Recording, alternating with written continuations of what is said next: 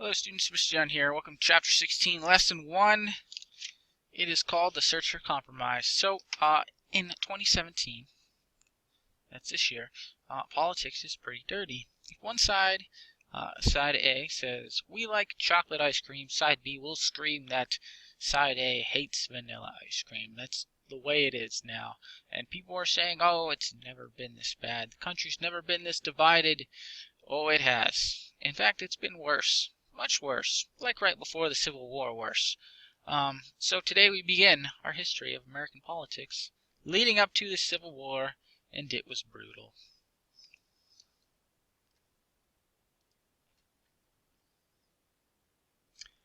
And so, the issue of slavery had been in American politics since the beginning. Remember how every time a new state wanted to be admitted, it was held up until there was a pair of states to go, one slave and one free state, so that precious balance of free to slave states in the Senate would not be altered.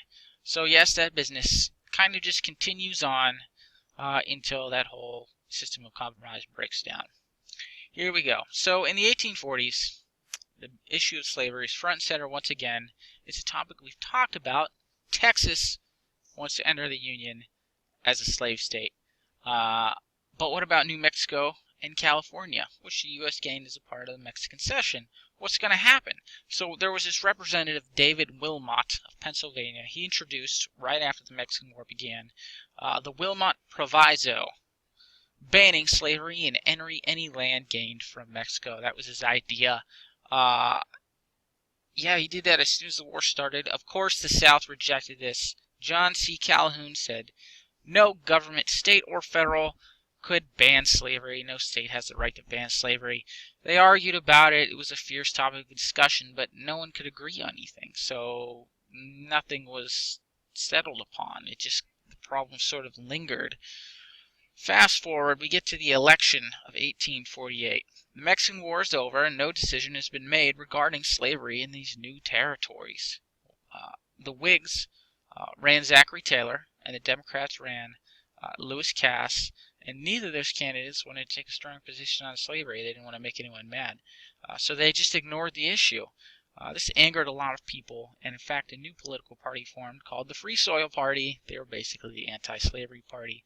Zachary Taylor ended up winning the election, but the Free Soilers did win a few seats in Congress. Alright, so now the South in general is still concerned over this growing abolition movement. There's a lot more people saying slavery is wrong. The South began pushing for stronger fugitive slave laws that would require all states to return runaway slaves. Basically, they wanted it to stop slaves from running away to the North. Alright, now here we are. The year is 1849, and California wants to join the Union as a free state. So they want to enter as a free state. Not only that, anti-slavery groups are applying pressure to make Washington, D.C., which is technically located in the South, slave-free. So they want slavery abolished in Washington, D.C. The South was angry. This is when the South first kind of started talking about secession or seceding, leaving the Union, leaving the United States of America. Henry Clay proposed a compromise. He said, all right, how about this? California can enter as a free state as long as the rest of the territory can be a slave state. What else?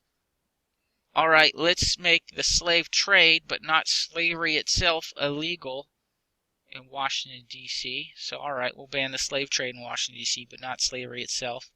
Kind of a step in the right direction. Both sides give and take a little bit with that. Also, but the South wants stronger fugitive slave laws. So all this together was a compromise, bundled together, and there were people, it basically couldn't get past like this. So this senator from Illinois, Stephen Douglas, broke it up into 5 separate bills that individually they could get enough support to pass. So it ended up passing in a bundle of separate bills instead of one just big bill. And this bundle of bills is collectively known as the Compromise of 1850.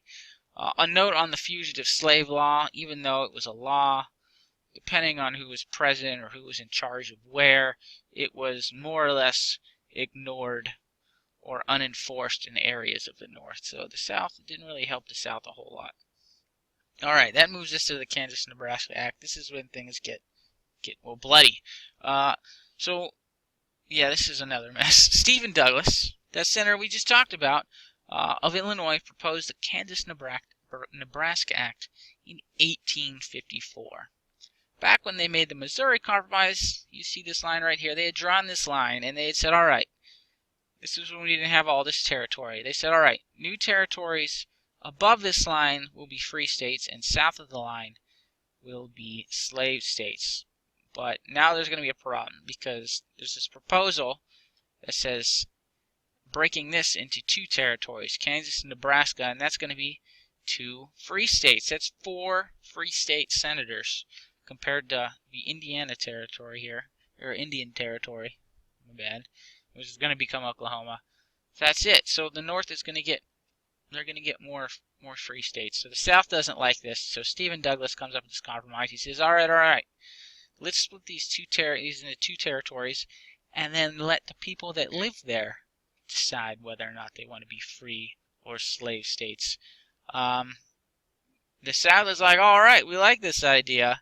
And the North was pretty mad because previous policy said that these were going to be free, and now they could potentially be slave states. Nebraska was most likely going to stay free, but Kansas is right next door to Missouri, which is a slave state. So it's probably going to fall to the South, and now this turf that was supposed to be free is going to be slave. And that was pretty much this paragraph. This idea of letting the people decide is called popular sovereignty.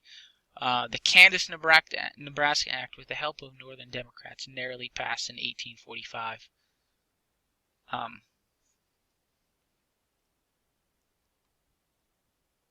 That's backwards, 1854. Effectively, however, overriding the Missouri Compromise line. So now these are going to be popular sovereignty. So whoever moves there, they're going to vote and decide whether or not it's going to be a free state or a slave state. Okay, this was what gives us the situation bloody Kansas. Basically, when I guess the South pretty much gave up on Nebraska. That was going to be a free state. But all kinds of people from both sides, both anti-slavery and pro-slavery, moved into Kansas in an attempt to stack the vote in their favor so that it would be either a free state or a slave state. The folks that moved in from Missouri were known as border ruffians. And now these people would come in and they'd be like armed and aggressive. There were about 1,500 people that actually lived in Kansas. 6,000 people voted to decide whether or not it would be free or slave. The pro-slavery group won, but the anti-slavery people basically refused to accept this. By January of 1856, there were essentially two governments in Kansas, an anti-slavery government and a pro-slavery government, with neither recognizing the legitimacy of the others. Everyone was armed, tensions were very high, and things got messy. In May of 56, a pro-slavery group attacked the anti-slavery stronghold, the town of Lawrence, Kansas. The anti-slavery people retaliated, led by this guy named John Brown. They went around to a couple, I believe, homesteads and ended up killing 5 supporters of slavery. At this point, newspapers started to call it Bleeding Kansas. It was essentially a mini civil war, or a war with basically between people of the same country. It was like a mini civil war before the actual Civil War started. Federal troops arrived in October to stop the violence. And that's it for today. It seemed like a lot more than that when I was writing it down, because there's a lot of intricacies here. Tomorrow's lesson is called Challenges to Slavery, and basically the downward spiral continues. And I added this fun fact. It was in the Senate. There was this senator, and he gave this speech about not allowing slavery in Kansas, and he called out some other senators and like said mean, nasty things about them, like your wife is a woman of questionable repute and things like that. And so that It was an old senator, old guy senator, and his nephew was in the House of Representatives, and he came in the next day and beat this senator with a cane. It was like a cane used for like whipping animals, and he beat him unconscious, and everyone just kind of stood around and was like, "What's going on?" But it just kind of happened. So nobody's doing that yet. There's no beatings in the Senate chamber.